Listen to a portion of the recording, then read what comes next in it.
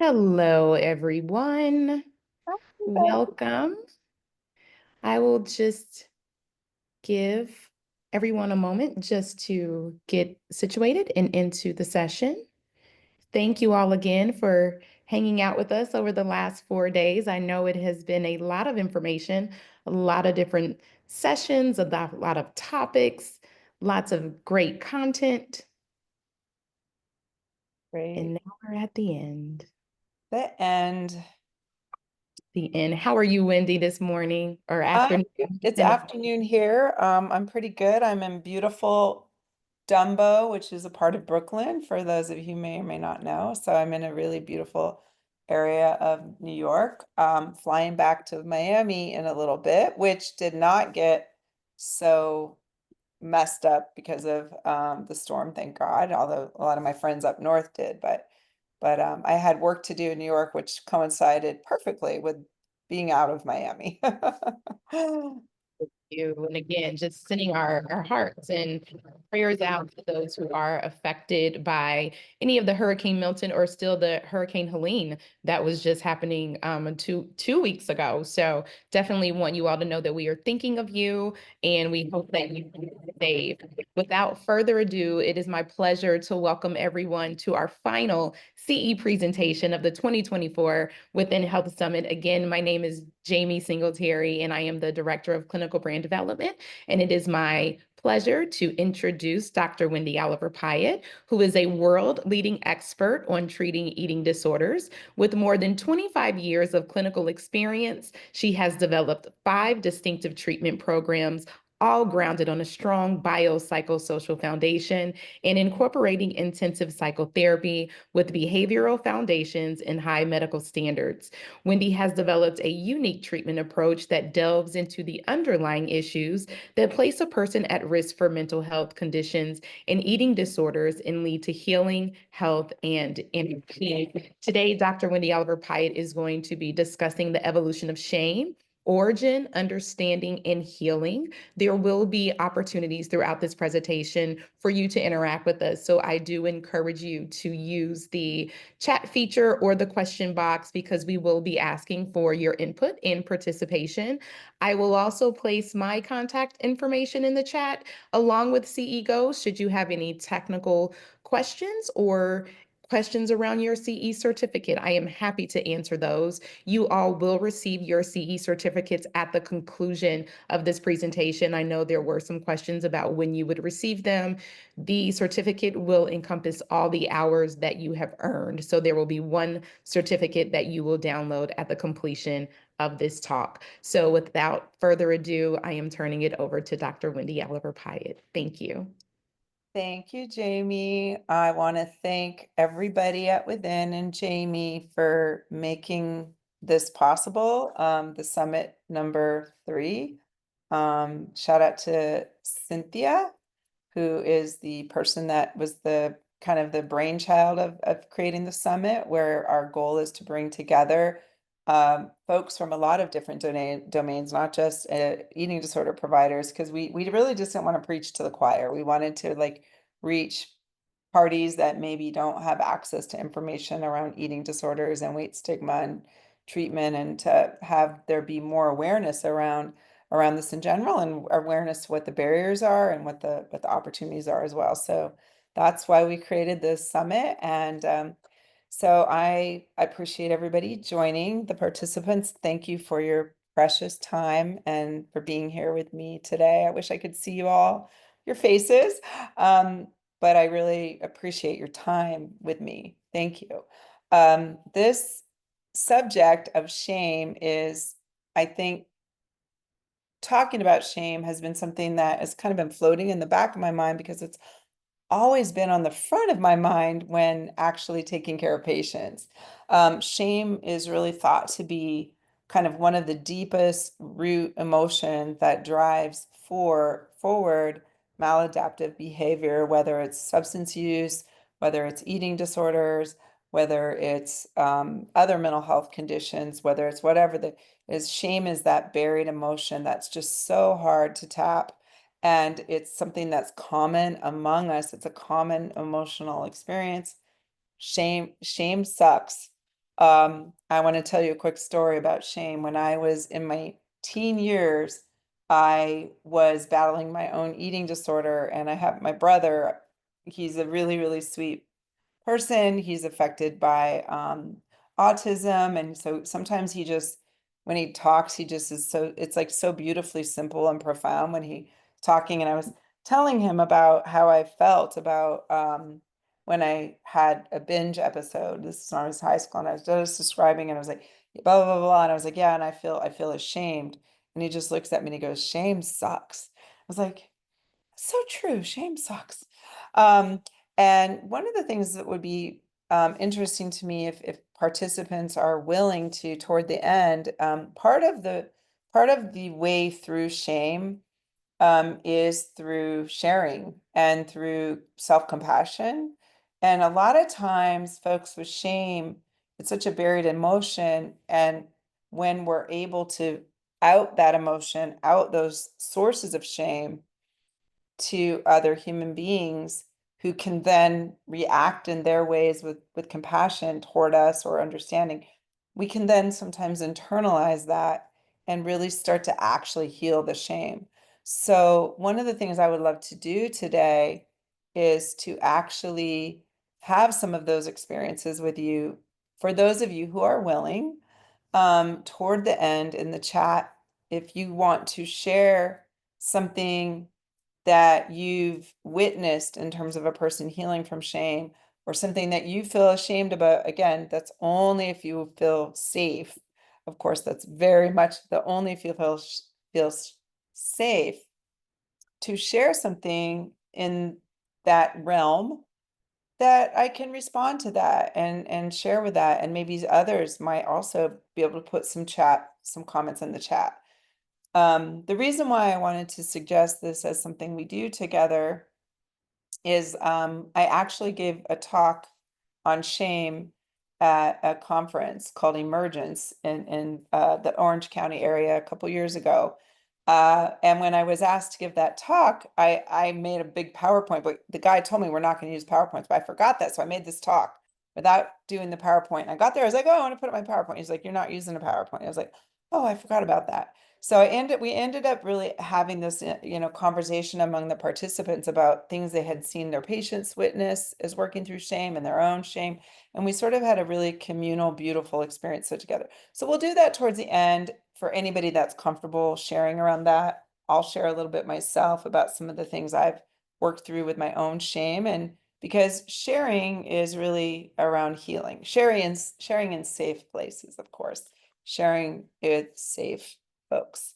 I think it's great to start this off by just kind of like normalizing shame. Like shame is a part of the human experience, and it's gone back so far. The discussions of shame, writing about shame has gone so far back, even back to I mean pre-Darwin, but Darwin wrote about shame, but it goes way back. And we can talk about shame and altruism, shame and weight stigma and eating disorders as well. So the root of that word shame comes from an Old English words, which are scamu or skiomu. And that's from etymonline.com if anybody wants to look that up. But it's a painful feeling of guilt or disgrace. Now, what's really different about shame versus guilt, though, is shame really is it's about the person. It's the person themselves. It's not, I'm guilty because I did something wrong, like I did a behavior. It's actually a sense of an internal sense of deficiency. It has to do with feeling disgraced, dishonored. There's a loss of esteem or reputation. And there's this disgrace component as well.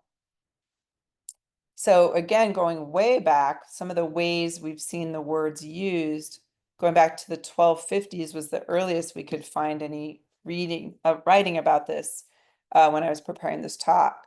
And in the 1250s, shame was talked about is more along the lines of to put somebody to dishonor or disgrace.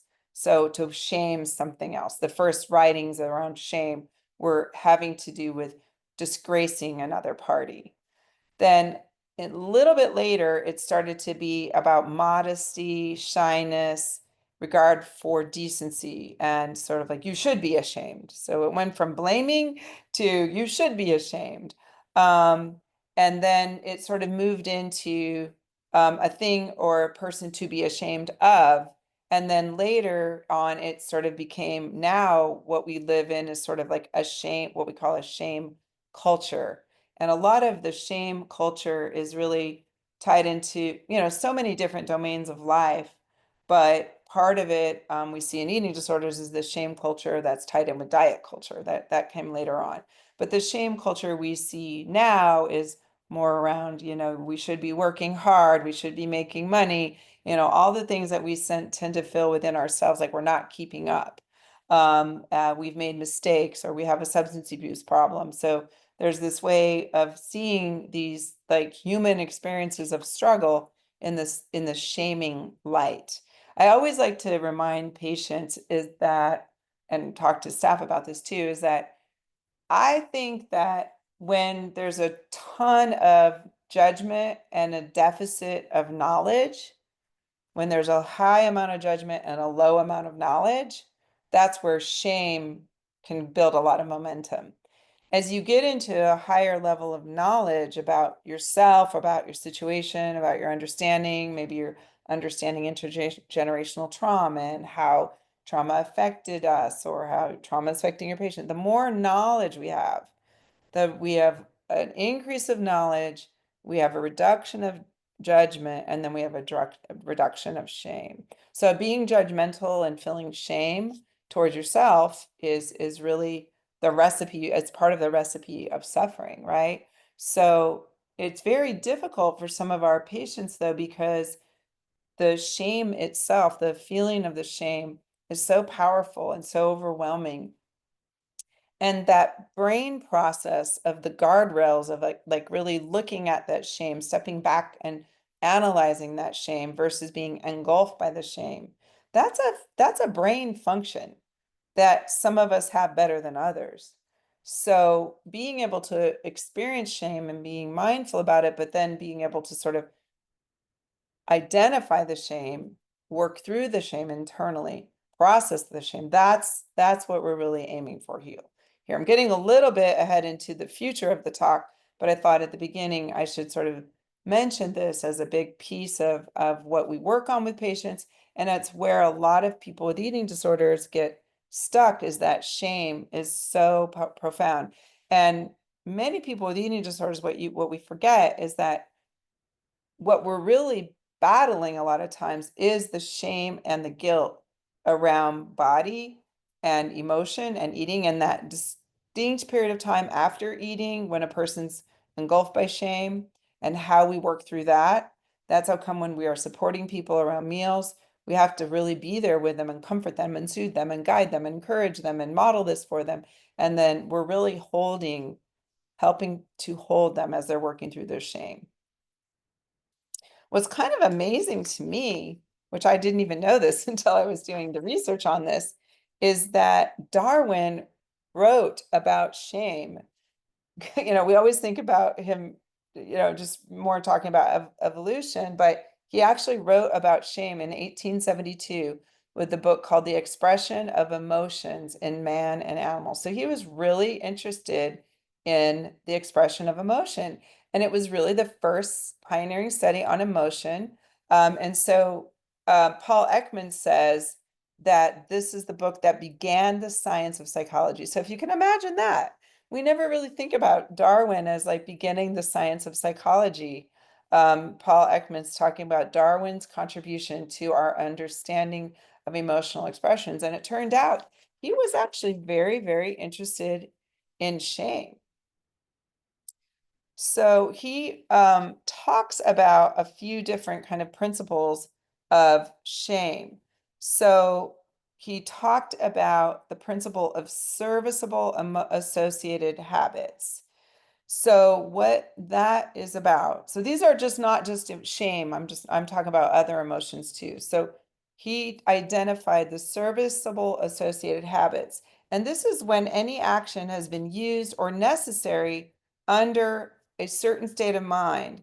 It will form association, continue to be performed whenever the same state of mind recurs, even if it's no use. So an example of that is a dog turning around several times before they lay down to sleep, like on a carpet.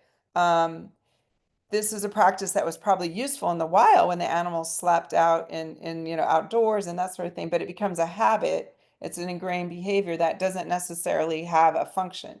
So this is really some emotion that's coming up in the animal that's making them scratch that doesn't have any function in the current situation of like being in the living room, but it was born of other periods of time. The principle of antithesis is that certain actions or attitudes being in the natural accompaniment of a given state of emotion or mind, that the opposite state of mind will be expressed by actions or attitudes which are as far as possible opposite of that. Um, so this is an example of a dog or a cat, and they crouch down and hold down their tail when they're licking their master's hand or jumping on their knees. But the cat, while rubbing against the master's leg, will stand erect with somewhat arched back and a tail up. These attitudes are explained by their being, in each case, the opposite of those assumed when the animal is prepared to fight. So it's kind of going the opposite direction. And then the last that he identified is the principle of actions. So he was basically saying that certain actions are expressive of certain states of mind that are the direct result of the nervous system. For example, giving a talk, right? The nervous system may just actually cause my heart rate to go up. And then if my heart rate goes up, I'm going to start doing other things. Maybe I'll stop talk more quickly. So this seems really kind of like, what's the point of all this? Like, what's the point of talking about this? But the reason why I'm highlighting it is that it's just fascinating to me to think that this was really the beginning of like trying to understand like how emotions were actually tied into behavior. And this is the beginning of time. This is the beginning of it being written about. And he started to understand too about like what came about when people felt shame. He talked about blushing and other behaviors that happen when a person's feeling shamed. So blushing, the eyes being turned from side to side, looking down to the ground. So lowered corners of the lips, downward head movement or position, covering of your face or body. When I was a kid growing up, I had tetracycline stains on my teeth, and I felt shame. So when you look back at pictures of me as a kid, I was always going like this. I was always smiling like that. So that was just this, automatic response that I had that was tied into the experience of shame.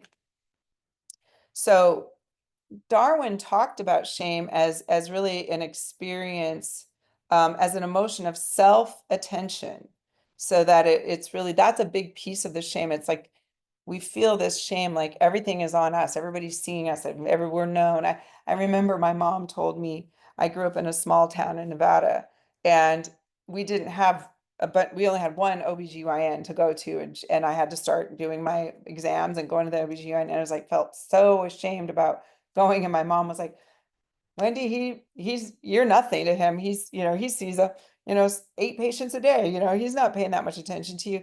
And she didn't say it to be rude, like you don't really matter, but my shame around going in, she sort of, it's like, you're not that important. So, not saying that in a mean way, but to think about it, what Darwin spoke about is like this idea of the self-attention, like that we're really like on the stage and all lights are on us. So that's one of the things that he spoke a lot about. And then in some of the reading, this is a really interesting book on the origins of shame, feelings of disgust toward the self, from Teresi, talks about shame performing an important social function in that it causes the maintenance of social norms and moral behavior.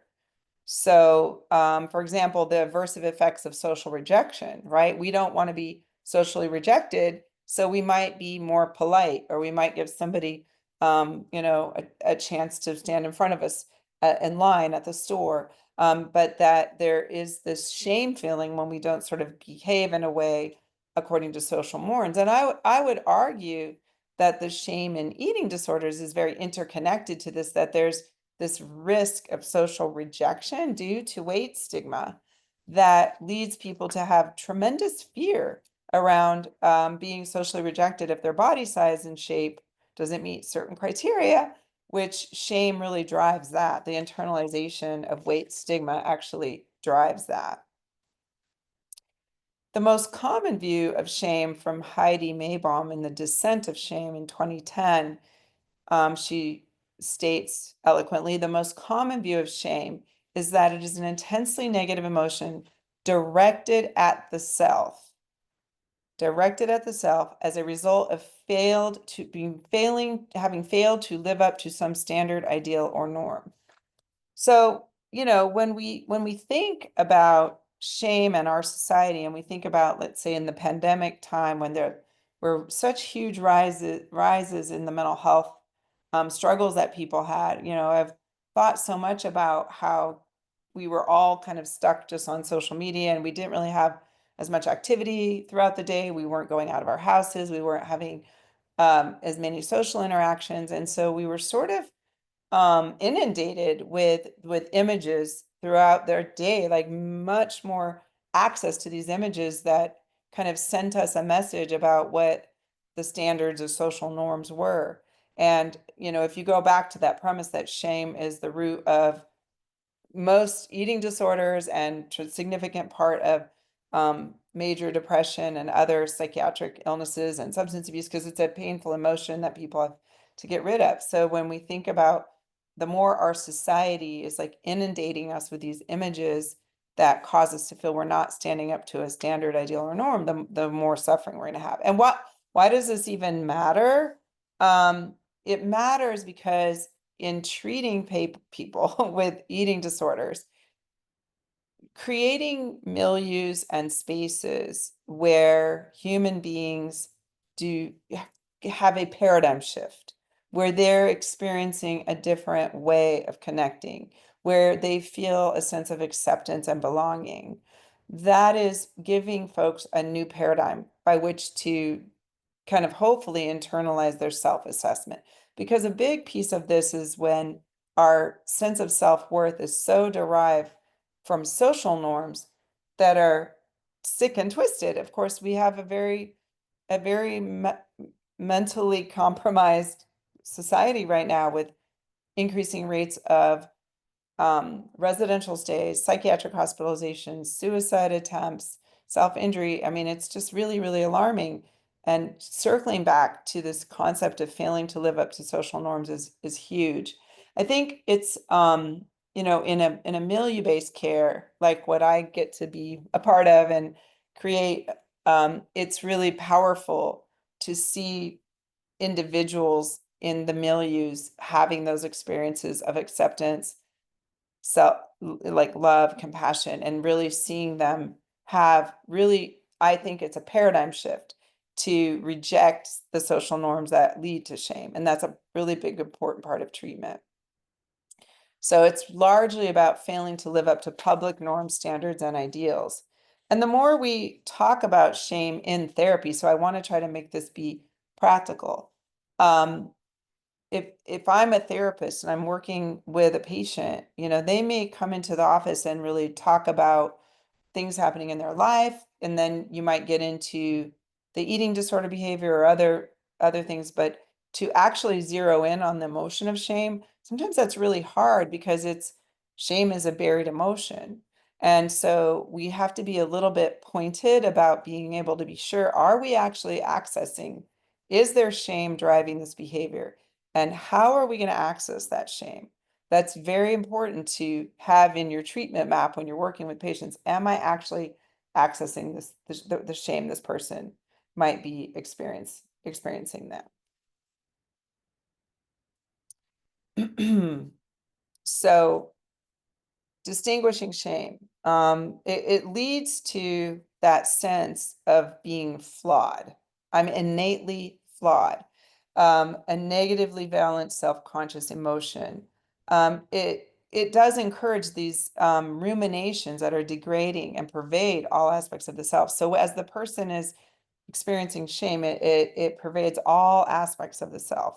I think one thing that I've experienced and that is rooted, I think, in shame is that good old-fashioned imposter syndrome.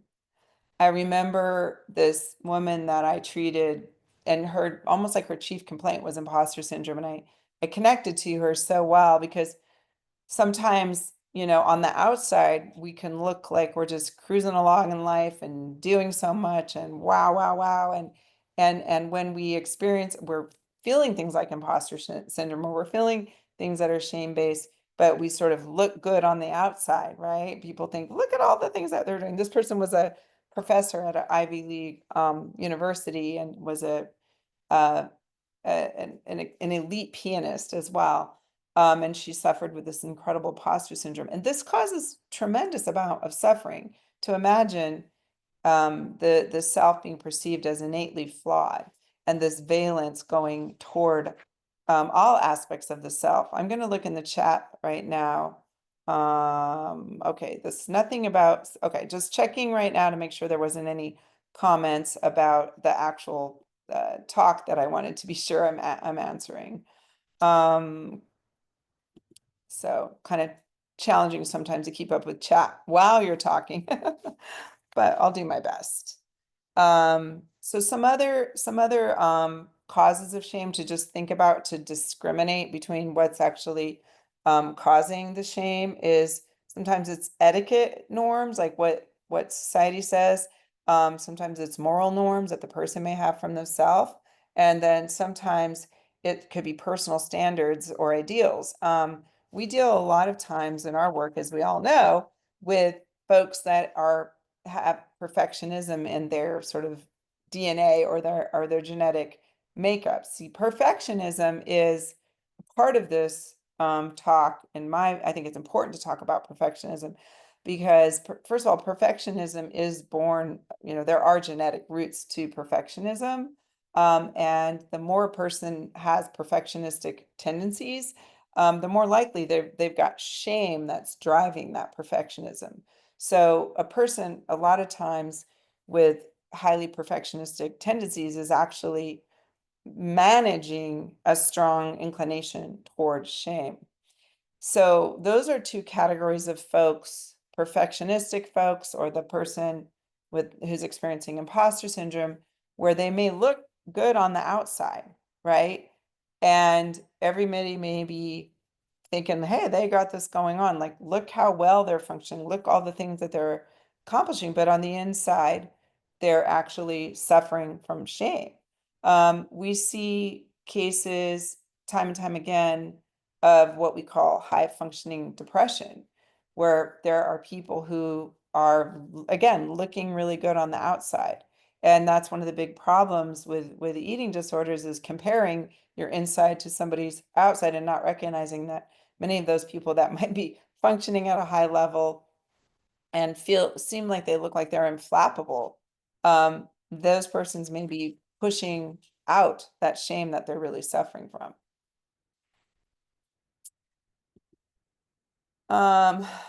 So Heidi Maybaum makes this point that there is this audience component to it, that not any audience can make somebody feel ashamed. It must be a group of peer or respected others, or even simply the social group that the person's a part of. So we don't necessarily feel the shame just within ourselves, that there's an audience.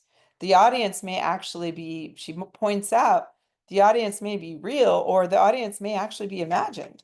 So if there's an audience, but the audience may not actually be real. And I think that's work in therapy as well, when people make, assumptions about the audience and what the audience may be thinking. And that's part of, like, really, I mean, it boils down to CBT sometimes, is, really talking with a person about what's that thought that you're holding on to within yourself about this audience, and is the audience something real or not. On the flip side, sometimes it's about pointing out to the person that they're not crazy. There is this audience, there is this thing that's happening that's shaming, particularly, I'll just say, as it relates to weight stigma, in our society. I think that's one time where you have to sort of be real with the person and really join with them and like, yes, this is something that you've experienced, especially if it's somebody living in a larger body, for example. An agent-centered view of shame is the theory that emphasizes how commonly held values in a person's community must be embraced for the person to feel ashamed about not living up to them. So in this case, I don't feel ashamed unless I buy into that value. That's the agent-centered view. That it's something that whatever that value is out there, that I have to think it matters in order for me to feel ashamed by that. Um, a groups interview is that it's not something that a person like determines himself, but it's more a function of their social position and standing. A groups interview is that the shame is not based on a standing in their own eyes, but a standing in the community. So it's important when you're talking to a patient, you're trying to really, again, it's about teasing apart the shame. It's like, okay, first we get to the shame, but then we have to sort of identify, is it this agent center shame that they're embracing the view of the society, or is it more of do they experience shame from a group centered view? So this is a very detailed way of diving into the shame beyond just like the person's feeling of shame, digging further. And this is really the role of therapy and the role of relationship to even be able to understand that. Now, another view on shame is recalcitrant shame. And that is when a person feels ashamed, right? Even if they don't believe in the view of others that's causing the shame. Um, for example, a person who might believe in the right to abortion, let's say, they hold that value, they believe in the right to abortion, but they might also go through shame if they actually experience an abortion. And that's something, of course, that has to be worked through and worked through in therapeutically. Um, a lot of times this might be shame that's felt by survivors of abuse, shames that's felt by repressed groups, shames that felt by survivors of genocide. So shame mediates between what an agent takes himself to be and what he is to others. So a lot of times it really ties in with what I think of myself, and then what he or she is to others. And really ultimately concerns how the agent relates to their own aims, ideals, and standards and self-respect. There is a connection between shame and disgust and bodily concerns that Teresi, again, John Teresi on the origins of shame, feelings of disgust toward himself, such an interesting book. Um, Pointed out that, and this is really kind of interesting when I think about with eating disorders, and what Teresi points out that there was a study that examined shame and disgust and found out that shame may have emerged from evolved disease avoidance architecture.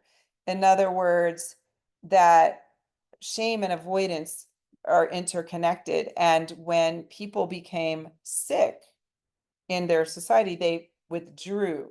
And that shame actually drove that moving out of connection to society. And being sick actually was leading to the shame, which caused the removal, which is very moving away from society. So the disconnection between being with others and being sick and removing self from connection is something that Teresi talks about in this. And the reason why I find it so interesting is whenever we think about the mind-gut connection and we think about even just feelings of fullness and the sickness that may go along with that, and then the avoidance, the social avoidance.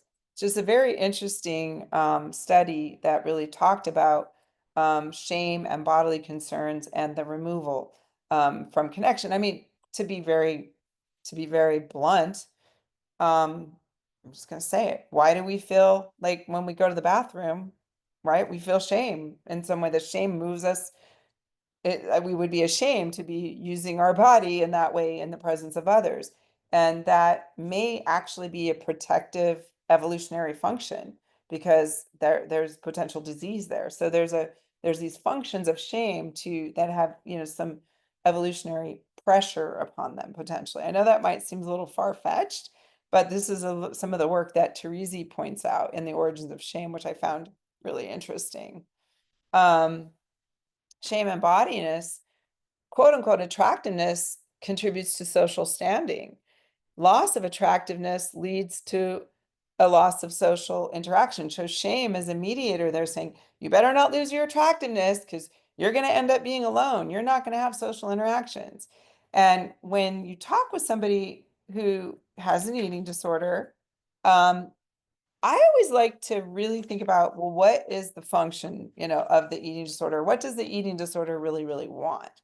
And you could sit there and talk with a person again and again and again and say, okay, so they're talking about weight, food, body image and disgust and that sort of thing that when you're getting to that level.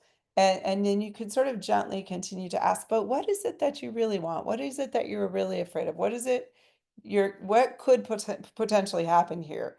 If you do nourish your body, if your body does change, what are you actually fearing? We know they have that faulty alarm system where there's that red alert, oh my God, red alert, if the person eats or consumes um, yummy food without overcompensating or compensating in some way. But they have the alarm for that, red alert, but they don't have, any alarm going off when they starve or compensate behavior. It's sort of like, oh, that's okay. So, but why are they having the red alert? Why are they so afraid? What is the thing they really feel besides I'm gonna gain weight potentially? If you keep going on that, but what happens if you gain weight? Well, what would happen if that happened? Where would that take you? What would happen? And it comes back to so often just that very beautiful thing about all of us, which is that we want to be loved. We want love and acceptance. And so what I like to do therapeutically in my work with folks is to help them see that common need among all of us to be connected and to be accepted and to be loved. And that the person who's engaging in eating disorder behavior on some level is trying to make assurance of that. The shame is like a fear response that's driving the person forward into doing these behaviors of self-deprivation out of this fear of a loss of social interactions, but seeing the commonality among all of us that we all want love and acceptance, but we're doing behaviors that may or may not function in that way for us. I always tell people that I work with when I do share my own eating disorder experience in many instances, just reminding people that, there's really no correlation between, your lowest body weight and your happiest time. I can almost guarantee that. So the assumption that I'll be more connected, I'll have more in my life, and I'll be more fulfilled, that's a question that we have to ask others. But it's really about that loss of social interaction that's really driving this. Um, so again, some differences between shame and guilt that I already talked about, which is important to just kind of distill, to discern in doing therapy, is that shame is really self-directed, moral motion. It's focused on the self as a whole, whereas guilt is more based on an actual performed action. So that's just important to think about therapeutically. If somebody says, I feel guilty or I feel shame, it's like, whoa, whoa, whoa. Let's understand where we are at. And okay, maybe I feel guilty because I did do a bad thing. Okay, well, okay, we can look at that. Let's talk about it. Was it a bad thing? Okay, in that case, maybe the guilt had a function there in some way to help us not do the bad behavior. Whereas shame is like, I am a bad person. Let me give you an example. There was a recent situation that I had to decline something that a person had offered for me. It was an important thing, a generous thing that they offered me, and somebody else was involved and communicated that decline on my behalf because they were in the front front row of the communication. And I thought to myself, oh, I should call that person myself and thank them and let them know how much I appreciate it, blah, blah, blah. And I had that in my mind, like, I really need to do that. I really, really need to do that. And then just day after day after day came. I never did it. I never called the person. I never actually thanked them. So my internal experience, right, was I was like, I felt guilty. I felt like I did a bad thing. I didn't call this person and thank them and show them my appreciation when they offered something that was really quite beautiful to me. And I think I'm sharing that because sometimes within ourselves and our patients, and the reason I share a lot of my own stuff, because I think shame in this talk is because I think shame is about healing from shame is about discussing it. So I'm trying to be a role model. It's not easy to talk about shame, but I'm trying to be a role model of somebody who's willing to share about shame. So I think even, as we think about this slide and you're talking with your patients, sometimes it's a vacillation between bad person or bad thing that we have to work with our patients on and we have to work within ourselves. I had to kind of go back and forth in my own mind, like bad person, bad thing. I'm like, well, Wendy, you're not really a bad person, are you? Like, that was probably a bad thing. You probably ought to have done it. That would have been the right thing to do. And you blew it, girl. Like you made a mistake, and I felt bad. There's also ways, of course, repair, which we don't have to get into that right now. But helping our patients discern this and have the dialogue about it. Well, you might have felt like you're a bad person, but maybe you just did something you shouldn't have done. Or maybe there's something you could have just done better. And using humor or using self-disclosure judiciously can help people be able to begin to discuss these matters. So some of the causes of shame that folks identified in that Heidi Maybaum talk. She's a really big writer on shame, by the way. This woman, Heidi Maybaum, in the Descent of Shame, she reported on U.S. college students in the 1990s. So it's a little bit old, but they reported these causes of shame: failing to perform well on exams, hurting others, not behaving in accordance with one's role, failing to meet expectations of others, and not fulfilling one's duties. So that's just what college students tended to talk about when they talked about this. Now, this is my Wendy tangent for a moment because I have my own theory, or one of my own theories about shame and altruism that I want to talk a little bit about. So altruism and shame. I was talking about altruism, and we were talking about shame and perfectionism, and now I want to talk about shame and altruism. Well, altruism is also an evolutionary. There's altruism is even seen on a cellular level. So altruism is basically where we forfeit the needs of ourself for others, right? We make that sacrifice. We give up something of our own for somebody else. And shame actually can drive altruism. Like, I shouldn't be eating this food because I don't really deserve it, because I'm a bad person, because this happened or this happened or this happened. So there's a lot of judgment in there. But with altruism, I think that many people with eating disorders lean towards altruism. And the more altruistic we tend to be, the more shame we tend to have about fulfilling our own needs, because shame is about denying our own needs and forfeiting of ourself also. So when we work with folks with eating disorders, we see so many folks that have vegetarianism and veganism, and it's not the assumption that all of these folks are just being a vegetarian or being a vegan because of their eating disorder driving that restriction. Now, I don't actually think that's really true, because what I see in a lot of what I've seen over 25 years in a lot of our patients who are vegetarian and vegan is they have a lot of altruistic tendencies where they forfeit their needs for others. And they also have a lot of shame around the idea of actually eating another animal. And I'm not here saying vegetarian, I'm not like morally judging anything about that. I'm just saying that there is a population of patients that I've served that I see this drive towards vegetarianism and veganism and this very altruistic nature that has to do with forfeiting of the needs of the self that's really, really connected to shame and guilt. So I think we have to kind of look for that in our patients sometimes when they come in with vegetarian and veganism and really understand what's driving that and is there shame associated with that and then look for the altruism because altruism is a beautiful trait, right? Forfeiting the needs of ourselves for others. That's kind of a wonderful thing to do. But it's a sort of a continuum because if we do it too much, then we might actually not take care of our needs. We might not get enough food. We might not eat enough.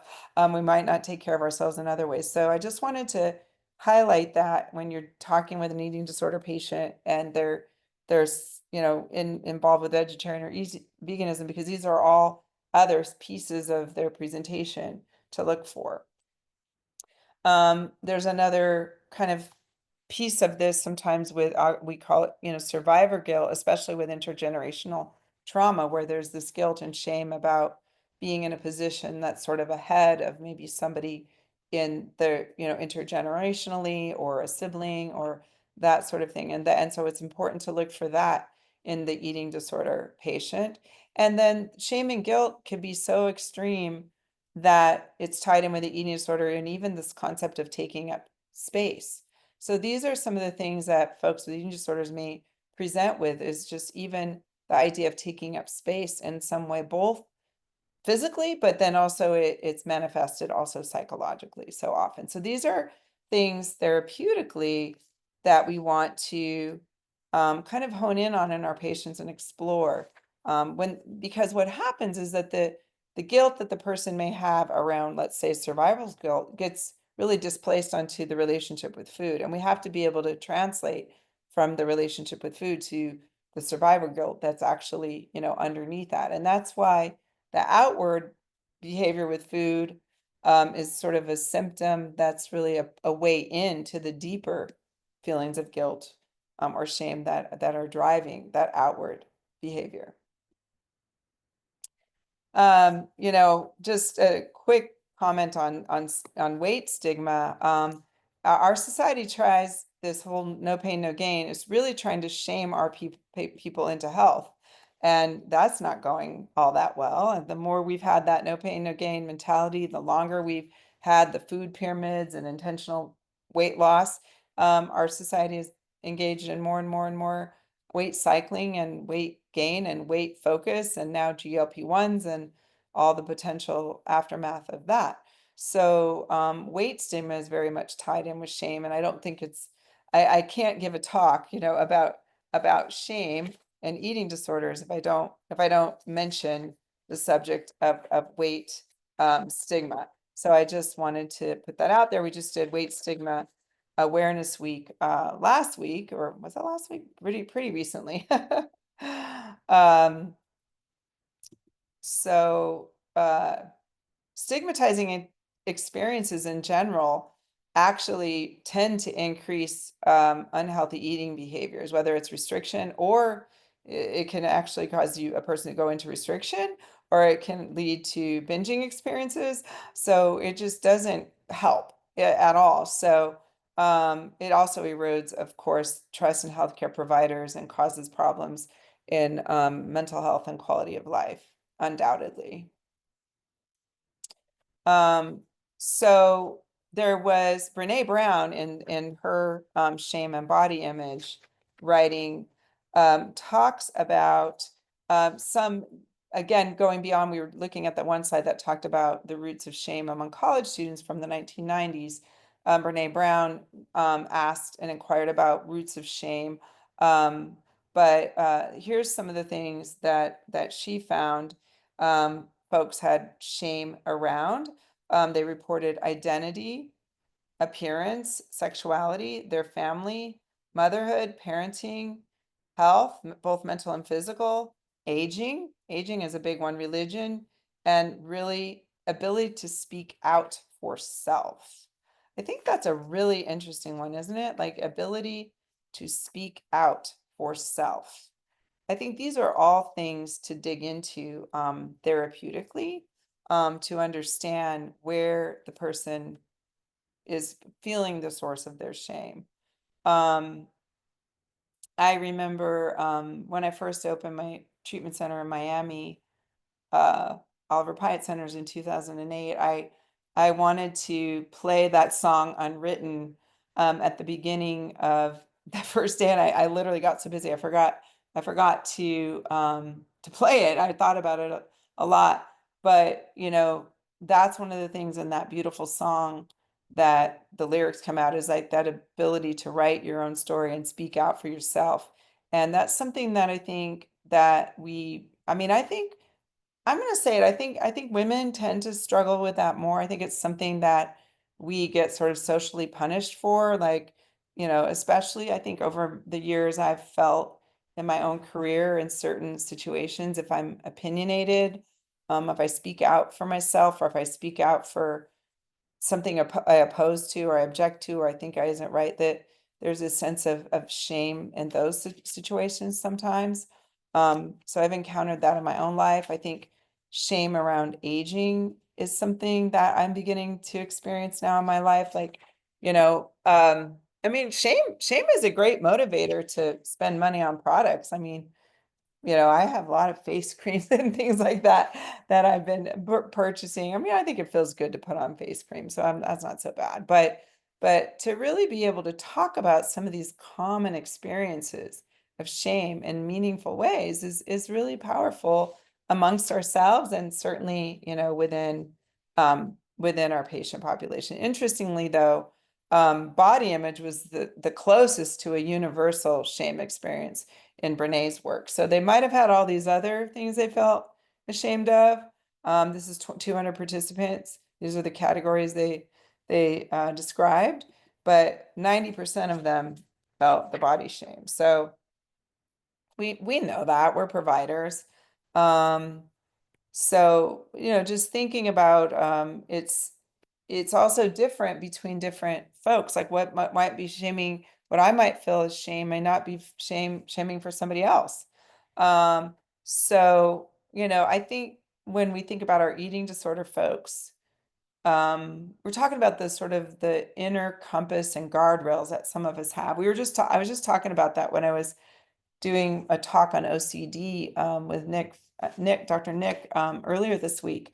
And we were talking about shame and the OCD behaviors and how shame sometimes drives some of that as well. And for folks with eating disorders, sometimes it's harder to have the guardrails around these emotions. So, I may get up in the morning and have one of those days where I don't feel particularly attractive or I could feel fat, but I might put on my clothes, walk out the door, live my life, and get my mind on other things and functioning in other ways that would sort of be more meaningful and fulfilling. So my sense of my whole life is not going to be a derivative of that shame. Our folks with eating disorders that get really, really severe. So what we really are talking about is a brain function, an ability to step back and look at the shame that the person may be experiencing and talk with ourselves, talk through the shame and create the guardrails around the shame so that we can start to get into the behaviors and the self-care practices and the recovery practices that are so powerful. It's important, really important for us as providers to teach people that we cannot just wait for the feeling to go away to then do behaviors.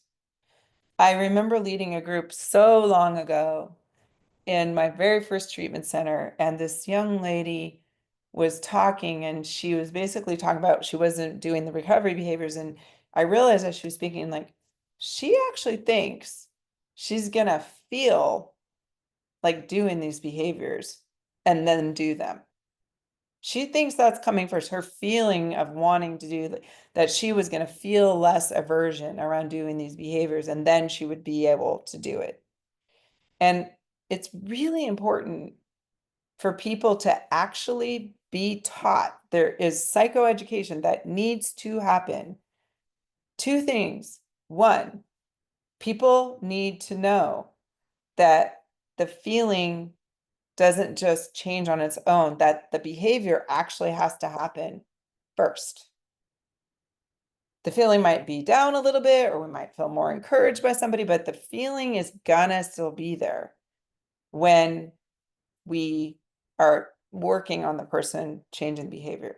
The very last time I ever engaged in any eating disorder behavior of any significance was my second year of medical school.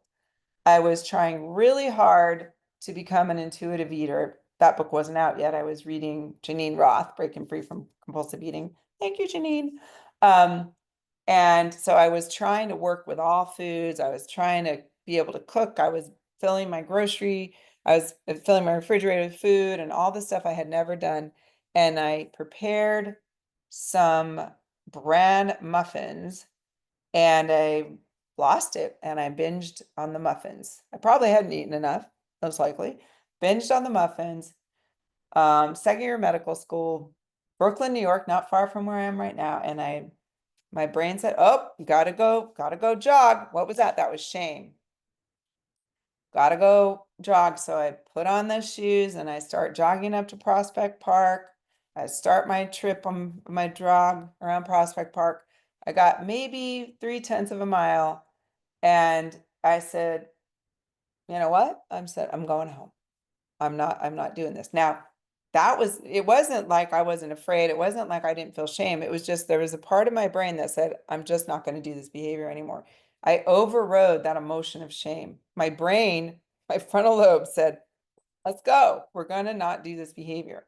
So it's really important for people to understand they have to change a behavior first. The concept there is feelings chase behavior. Feelings chase behavior. We got to somehow get people to do the behavior before they feel like doing it. That's why we need each other. We need to hold people's hands and they need to know it's going to get better.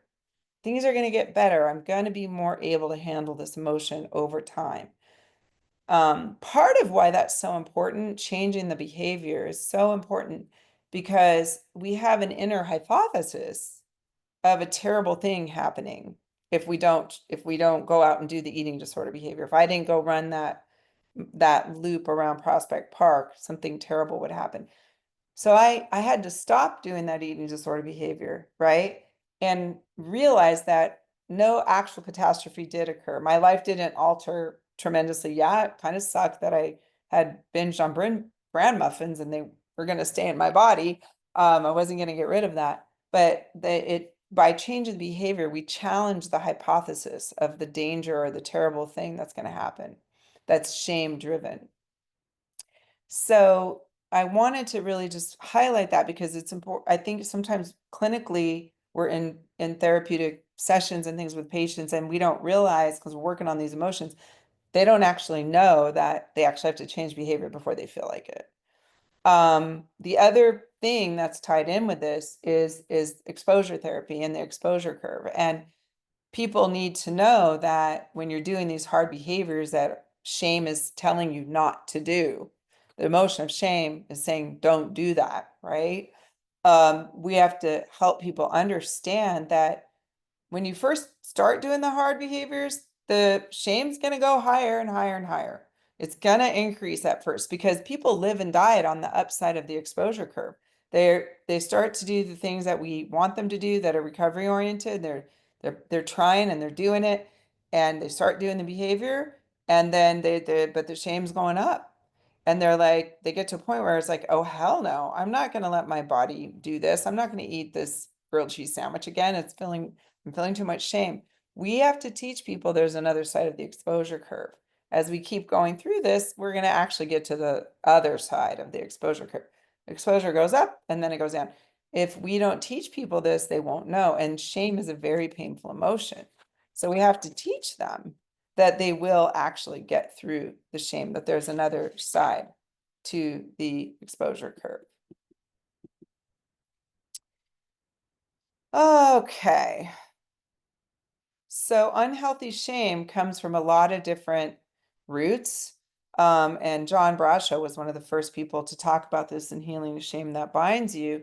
Also, shame is really tied in with CPTSD that we talk a lot about now. Now CPTSD is in the ICD as a true actual diagnosis. It's not in the DSM, but narcissistic deprivation and different kinds of emotional and actual physical abuse can actually lead to an internalization of shame. And it really is about feeling painfully deficient, and that's what Kaufman talks about. Also, it's important to talk about anger and rage can actually be connected to shame. So when you see a person in a state of rage, right? Somebody's really angry, right? What happens a lot of time is that anger triggers anger in us, but what actually happens, what's really interesting is that shame insulates and protects people from exposure to what causes them to feel shame. So I say something to somebody that I care about and I see behavior that they're doing that maybe I have a problem with, now they have anger, that insulates them from me, that I'm doing something hurtful. So being on the lookout for anger and rage and things that we are in our interactions or when we're working with patients and recognizing, okay, I'm looking at this anger and rage. Now, a lot of times people look at anger and rage and they go, oh, that person's narcissistic. Or they go, oh, that person's sociopathic. Or they say, oh, I'm not going to work harder than the patient. That patient's just angry and they're not doing their part. And we really kind of miss out on that. We miss out on being therapeutic in that sense, because that's oftentimes when people need us. People need us. We're the clinicians. Anna Ornstein is a self-psychologist that I love. I love her work. Kind of a derivative of Kohut. And she always talks about like the onus is on us, right? The onus is on us to figure this out. Like that's why we're the therapist. And so looking for anger and rage and behaviors of others and recognizing the humanity among all of us, and that very, very well could be related to shame, and the person is getting away from us with that, pushing us away through the anger and rage response. The other thing I just want to kind of end on before we have a little Q&A time is to talk a little bit about our interpersonal needs and the fracturing of interpersonal bridges and how that is tied in with shame. So what am I actually talking about? So an interpersonal bridge is an emotional bond that ties people together. It's a catalyst for mutual understanding and personal growth, and involves trust, vulnerability, and openness. I have an interpersonal bridge with Jamie. She's the only thing I'm giving this talk. The only thing I can see is Jamie's name up here. I can't see any of you. I am just talking away. No idea, but I have a bond with Jamie, and it's an understanding, and it involves trust and vulnerability and emotional openness, right? Now, if Jamie sent me a message right now and said, this presentation kind of sucks, Wendy, or something along that, right? That would be called a rupture. There would be an emotional disruption between Jamie and I, right? So, but what often happens is that when we have that emotional disruption, right? Especially as little kids, but I'll use this as an example. Instead of me saying, wow, Jamie, that was really mean to say, why would you say that to me while I'm giving my talk? Like, that's not very nice, right? I might say, oh my God, like I'm a bad person. I'm giving a bad talk. Like this means nothing to anybody. So instead of sort of saying, hey, what's going on with that outside person to cause this disruption, we tend to internalize it as our own deficiency. So that shame is that shame can come in when there's this interpersonal disruption. This actually happens in a lot of our patients with CPTSD, that there is a chronically invalidating environment and emotional disruptions, and that person doesn't, as a child, say, wow, I'm living in an emotionally invalidating environment. That person says, what I need is too much. I just need too much. I'm too big. I'm too much. I want too much. And really, in this situation, shame is really tied in a lot of times with ruptures in which we don't have our interpersonal needs met. So Kaufman talks about elements of personal need, the need to feel loved and wanted, and shame happens when the child fails to experience such a relationship. Touching and holding is a biological need and allows us to feel safe, comfortable, and protected. Shame happens when that kind of quality of touch is withholding or abusive. So that child that needs to be touched and held, it's a biological need, but there's a leaning towards internalization of shame when that holding is abusive or withholding. So the child doesn't say, wow, I'm not getting what I need. The child says, what I need is too much. I'm a shameful person. Identification is another need with a parent and where we transmit personal culture. And the person feels shame when there's inconsistency of what the parent says and does from secrecy or withdrawal. There tends to be shame about that. Like, I'm not a part of something. I don't belong anywhere. I'm not a part of anything that's meaningful. That's not to, by the way, that probably sounds like I'm parent blaming. I'm not. I'm just saying that when there's a withholding or secrecy around our parental culture, the culture we're around where we can feel like we're a part of it, it can actually lead to shame. And it's just something to talk about. And usually when our parents are suffering, by the way, they've also suffered themselves. So we can get into intergenerational trauma another time, but that's always important to think of, that we're not judging or blaming. We care, we care about that. Differentiation is another need where we have the need to at some point become sort of separate and different and go a different path than maybe our parents did. I'll give an example. I wanted to go to medical school in New York City. My dad did not want me to go to medical school in New York City. He thought that was insane. It was going to cost too much money.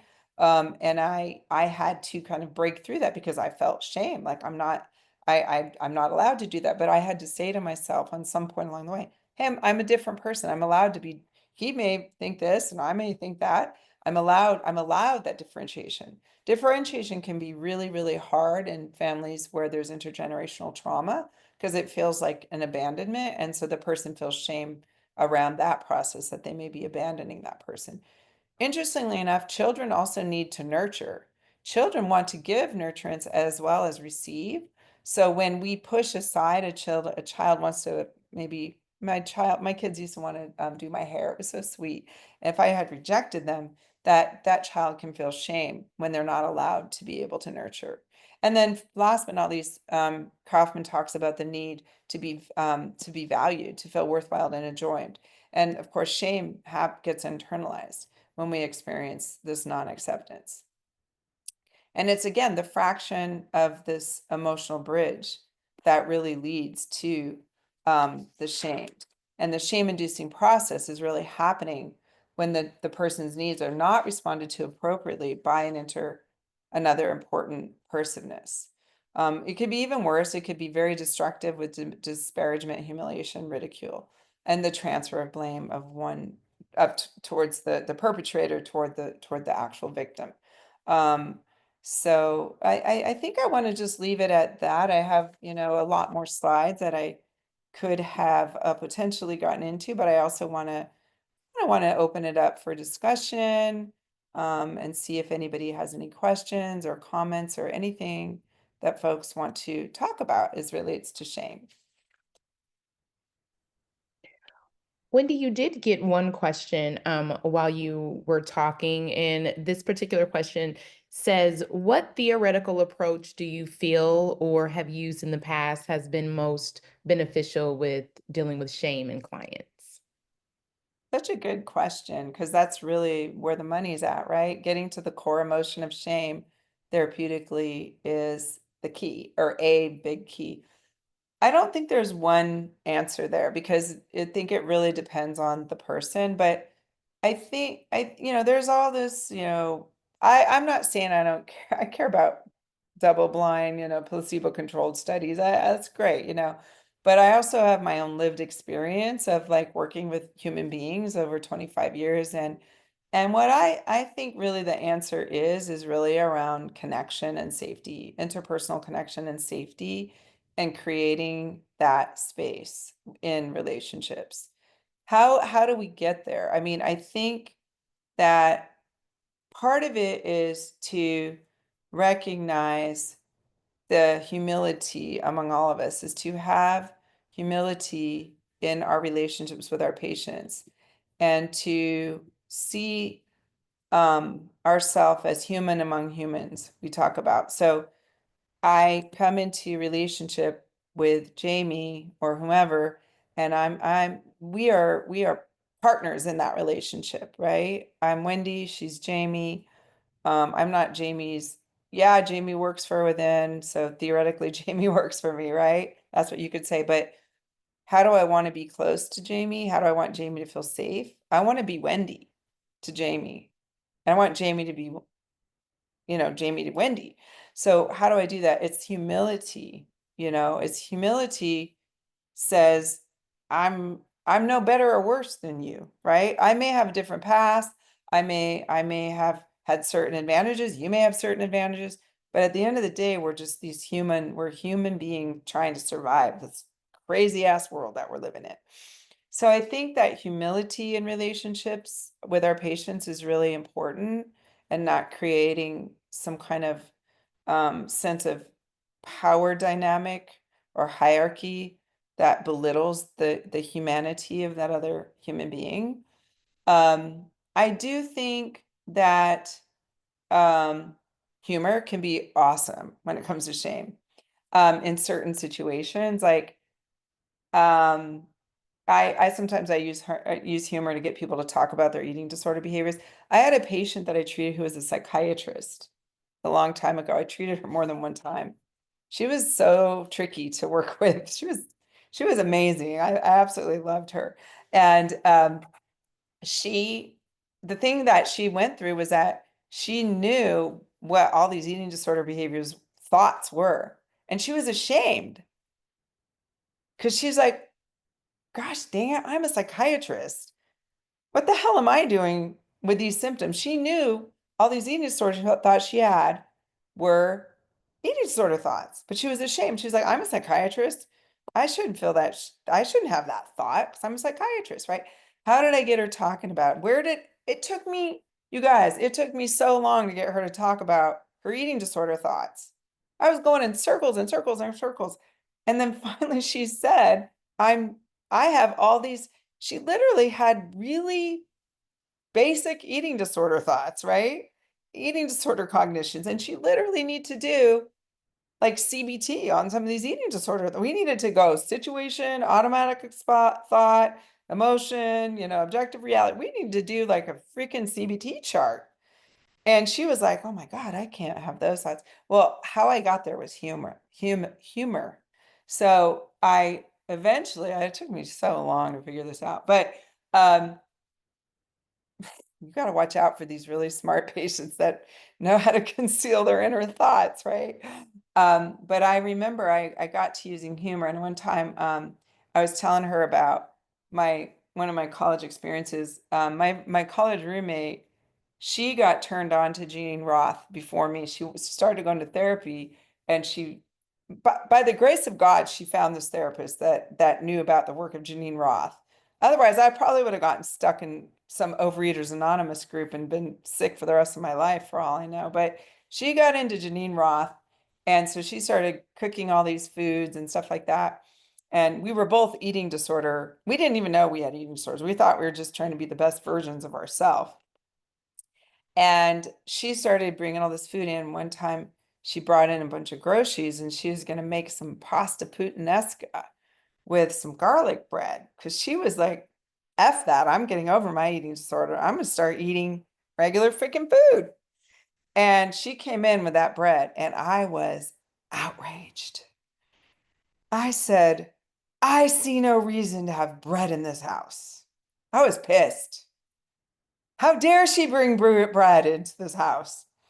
So I told that story to this patient, the psychiatrist, right? To show her that I was human among humans, to have a good old laugh about my eating disorder behavior. Because, or my eating disorder, well, my thought and my behavior. I mean, I can't even believe I said that. I can't believe I'm the same person because, oh my God, give me some garlic bread, girl, you know? Some olive oil to dip that in, but I was so deprived, you know. So I think humor can be really, really powerful. It's a great art to figure out when and where to use humor, when and where to use a little of your own social self. I'm not saying it in a mean way, but my own little social self-deprecate. You know, just bring me down to the level so the person knows, hey, I've been there.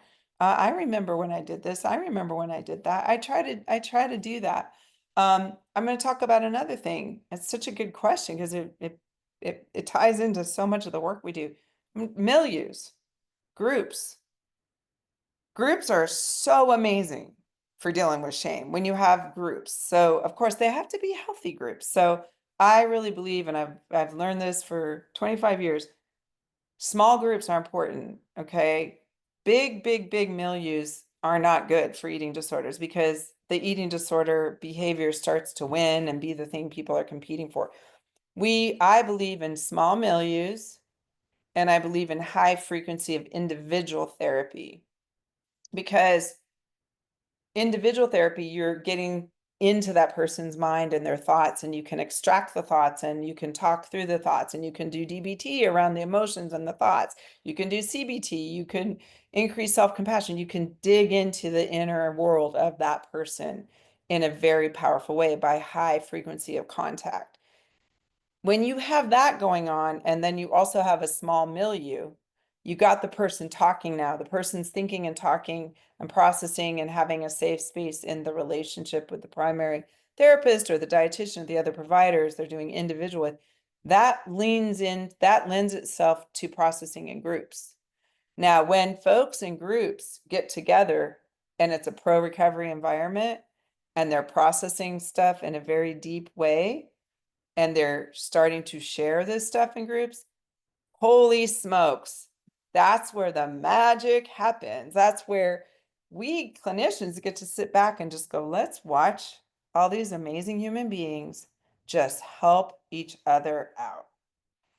And I do think that group experiences, when done right, I don't think it's always done right, unfortunately, but group experience done right is a super powerful tool to help combat shame. I mean, if you just think about Alcoholic Anonymous, I mean, how does that work so powerfully? I mean, you could go anywhere in this world and have access to a group and that support and that caring and that place to process things.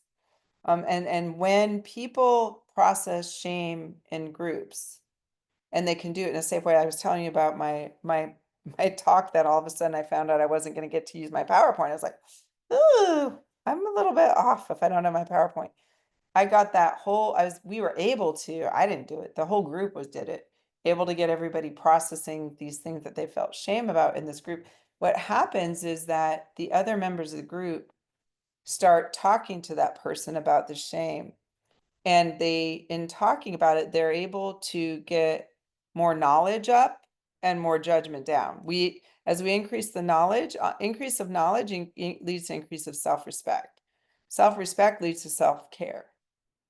That's why shame, no pain, no gain is such bullcrap. No, more knowledge, less judgment leads to improved self-respect, because knowledge is really the facts. Like the knowledge is like, we're just all human beings trying to survive.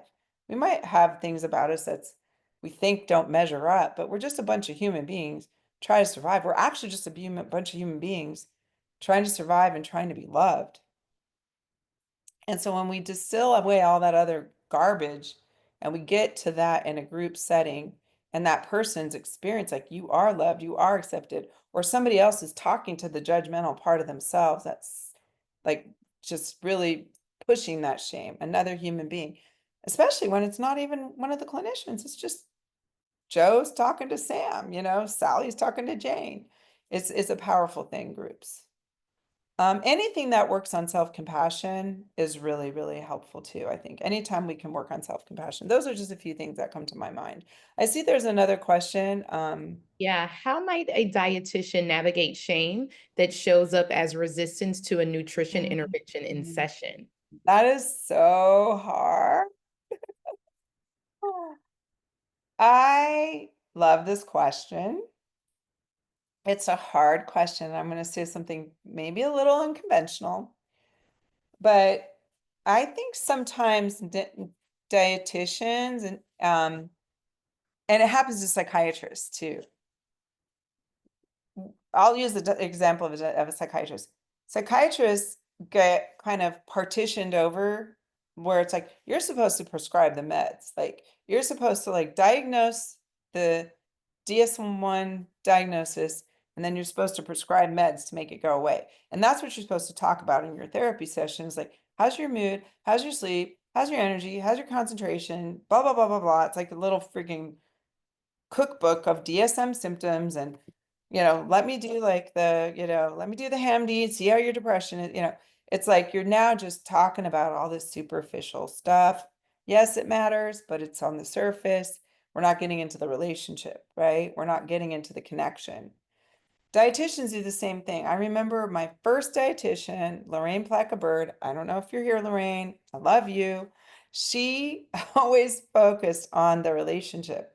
She would go in there and talk about what's happening in in your life, in your relationship.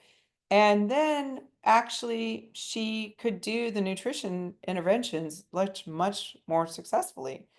We used to have these closing circles, and the patients, when they would get to her, they'd be like, you know what, Lorraine, we really didn't talk about food all that much, did we? And she'd be like, nah, because she had such a strong foundation. Now, does that mean, Julia, that obviously you do have to talk about the nutrition and the food and all of that. I'm not saying that. I'm just saying sometimes we get forced into these prescriptions of what we're supposed to do in a session, and it may not really tie in with what's going to be most effective in the long haul. And so you might think about in a session where there's a lot of resistance around whatever you're trying to focus on with the nutrition, right? And just take a breath and just go, you know what? I'm just going to set that aside right now. And just, I don't have to do this right now. Let me build my relationship up. In psychiatry, another thing that happens a lot of times with us is like we get the patient, right? And we're supposed to do our psychiatric assessment, and shoot, some places try to tell you do it in an hour, some places tell you do it in 90 minutes. So you're getting in there and you're supposed to do the diagnosis, and then you're supposed to figure out what you're going to treat. And you're supposed to give them the treatment plan. Then you're supposed to do the risk benefit analysis of the meds, review all the medical history, make sure you got labs ordered. All this is supposed to happen in this 90-minute period, or sometimes insurances pay you 60 minutes to do this. Now, what the heck is happening in your relationship when you're doing that? Oh, let me go through the DSM for depression, PTSD, bipolar disorder, ADHD, psychosis, OCD, social phobia, substance abuse. I mean, and then I'm going to go ahead. Okay, we're going to start you on Lexapro. So no wonder the patient feels totally disconnected. They're not going to talk about what's driving them into your office, because you just alienated them because you didn't really build the relationship up. So I think a lot of times we get under the gun to perform functions in these interactions, which may or may not attune with what's going to ultimately help you the most, which is the relationship and the sharing. So I know that's really hard though, Julia, because sometimes we're under pressure, and like we got to get the person to eat, and we got to do this and we got to do that. And so it's my answer probably feels like it's might not be very practical. But maybe the answer is somewhere, in between. Another thing that we can do in our sessions, whatever the discipline, is that we don't always have to talk. We can also do things with people. We can color, we could maybe go for a walk, we could, I mean, I remember one of our care partners, she just took this patient over. She was, I want to take the patient to, I'm going to go to take the patient to go to a park. We're not even going to talk about this crap. We're just going to go to a park. And it was just like doing something just very different. And some people process stuff really well in their brain cognitively and through words. And some people just need to connect with us through shared experiences. So kind of digging into that a little bit. I had one of my first patients in my outpatient practice was mute. He did not talk for a long time. He was trauma survivor. His dad died of a heart attack in the middle of the night. He was also bullied at school at pre his father dying, and he just didn't talk. His mom brought him into my office. He did not talk. And but he came. He came. And so my work with him, what I figured out, I don't even know why I figured this out or why I did it, but I stopped sitting in the chair. I sat on the floor when he came in, and we sat on the floor together because I wanted to make sure I wasn't big and scary and all of that.